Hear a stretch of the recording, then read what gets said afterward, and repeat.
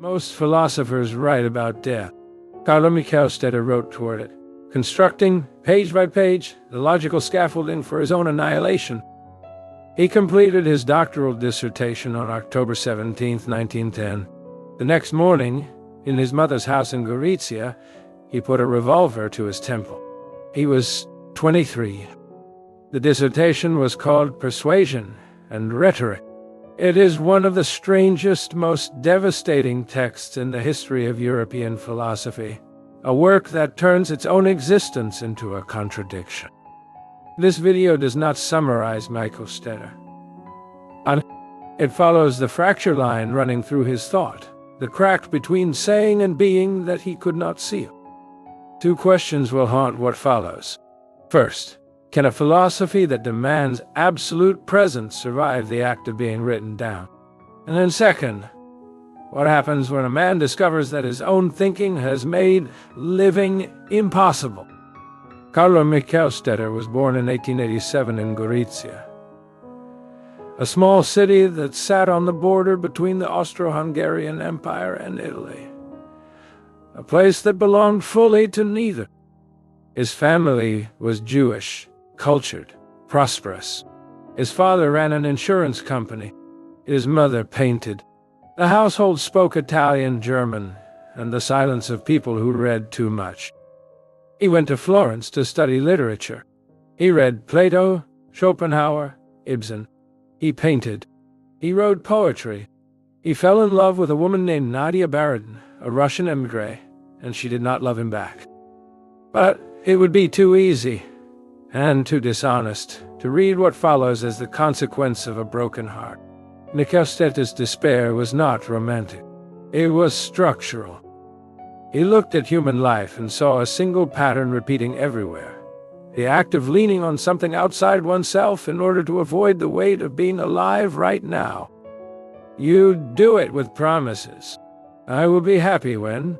You do it with institution. The law protects me. You do it with language itself, wrapping experience in words until the experience disappears, and only the words remain. Michelstaedter called this entire apparatus of evasion by a single word: rhetoric, ... Not rhetoric as the Greeks taught it, the art of persuading others, something far more insidious. For him, rhetoric was the fundamental structure of inauthenticity. It was every system, moral, legal, educational, linguistic, that lets a person avoid standing alone in the present moment. Society, he argued, is not a contract or a collaboration.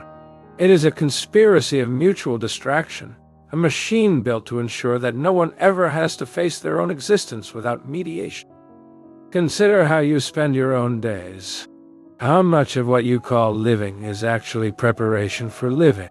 The degree you pursue for the job you endure for the retirement you save for so you can finally begin.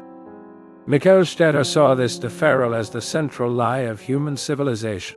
We are, all of us, promised that satisfaction waits at the end of some process, and the process never ends.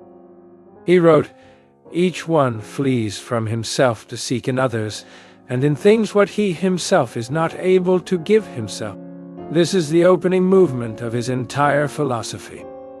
Against rhetoric, Michelstaedter placed a single counterterm, persuasion. And here the trouble begins. Persuasione, is not what English speakers might expect. It is not the act of convincing someone else. It is a state of being. It is what happens when a person possesses their own life completely, without remainder. The persuaded individual does not hope, does not defer, does not lean on tomorrow or on the judgment of others. They inhabit the present moment with the full force of their will, wanting nothing beyond what they already are. If this sounds like Stoicism, listen more carefully. The Stoic endures. The persuaded individual does not need to endure, because they have ceased to want what they do not have. If it sounds like Buddhism, listen closer still. The Buddhist dissolves the self. Michelstaedter demands that the self become absolute, so fully itself, that it requires nothing outside to sustain it. He drew his model of persuasion from the pre-Socratics, from Parmenides, who said that what is, and from Heraclitus, who understood that being is a tension held taut, not a thing at rest. But his deepest kinship was with Schopenhauer. Both men saw the will as the engine of suffering, an endless, blind striving that feeds on itself and calls the feeding life. But anyway, Schopenhauer prescribed aesthetic contemplation, asceticism, compassion, escape routes from the will's tyranny. Michelstaedter offered no escape route. That is what makes him terrifying. Because here's the paradox he could not resolve, and perhaps the paradox that resolved him. Persuasion, as he defines it, cannot be sustained in time. The moment you possess the present becomes the past. The moment you achieve self-sufficiency, you have already begun to depend on the achievement. The weight shifts. The leaning starts again. Can a will that wills its own completeness ever stop willing? Or does the very structure of desire guarantee that persuasion collapses the instant it is reached? Michelstaedter knew this. Page after page of the dissertation circles this impossibility like a man pacing around a locked door, testing the handle from every angle, finding it sealed each time. So what does Michelstaedter do with this impossibility? He does something remarkable. He turns the dissertation itself into evidence. The second half of Persuasion and Rhetoric is an attack on rhetoric, on language, on institutions, on the entire apparatus of meaning that holds civilization in place. And it is written in language. It is submitted to an institution. It is itself rhetoric. He attacks Plato, not the Plato of the early dialogues whom he reveres, but the Plato who built the academy, who systematized, who turned Socrates' living questions into a curriculum. He attacks Aristotle with particular venom. Aristotle, who classified everything, who turned philosophy into a discipline, who, in Michelstaedter's reading, buried the living pulse of thought under categories and syllogisms. He who knows the name of things, Michelstaedter wrote, does not know things. This is not anti-intellectualism. It is something more precise and more dangerous. It is the claim that knowing, systematic, propositional, communicable knowing, is itself a form of flight from being. That every time you explain something, you have already lost it. Ask yourself where this leaves the philosopher. If language betrays, and systems deceive, and even the act of arguing against rhetoric is rhetorical, then what remains? Silence remains, or action, or a single, final gesture that proves by its very irreversibility that the one who made it was not merely talking. This is the unbearable logic of the text. Michelstaedter does not argue for suicide. He argues that authenticity, persuasion, cannot coexist with duration. And then he demonstrates it. There is a passage near the end of the dissertation where he describes the flame that consumes itself. Not a metaphor he invented. Heraclitus used it. Schopenhauer used it. But Michelstaedter writes it differently. He writes it as though the flame is the only honest thing in the room. As though everything that does not consume itself is already dead, just too distracted to notice. It is tempting at this point to pathologize him, to say he was depressed. He was rejected by Nadia. He was a young man overwhelmed by ideas too large for his years.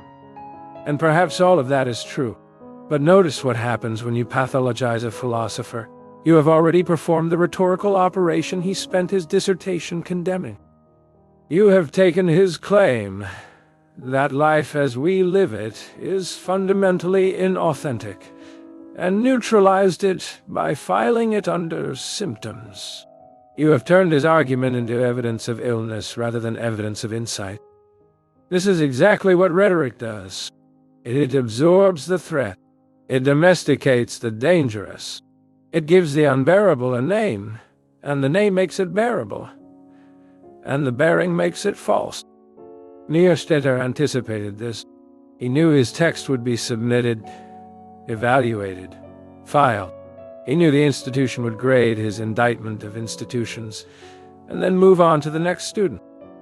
His examining committee, by the way, gave the dissertation high marks posthumously. They praised its originality. The irony would have killed him if he hadn't already beaten them to it. But this raises a question that Michelstaedter himself would have respected. Was the suicide an act of persuasion, or the final failure of it? If persuasion means possessing oneself completely in the present, then death is not persuasion. Death is the abolition of the self that would be persuaded. It is not presence.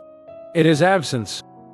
And yet, if rhetoric is everything that sustains life in its inauthenticity, and if persuasion cannot be sustained in time, then what option remains for the one who refuses both pretending and persisting?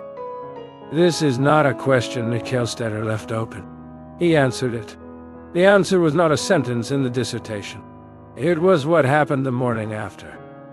Michelstaedter has been compared to Kierkegaard, to Weininger, to Wittgenstein. All young men who drove thought to its breaking point, and then had to decide what to do with the shock. Kierkegaard chose faith, the leap beyond reason.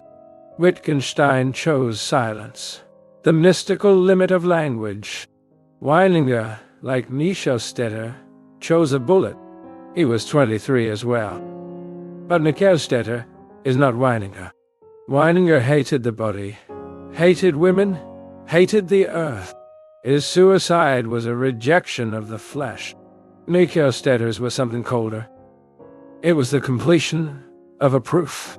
The dissertation demonstrated that authentic life is impossible within the structures of language and society. The suicide demonstrated that the author believed his own conclusion. Does that make it admirable? No. Does it make it consistent? Devastatingly so. There is a painting he made, a self-portrait, sometime before the end.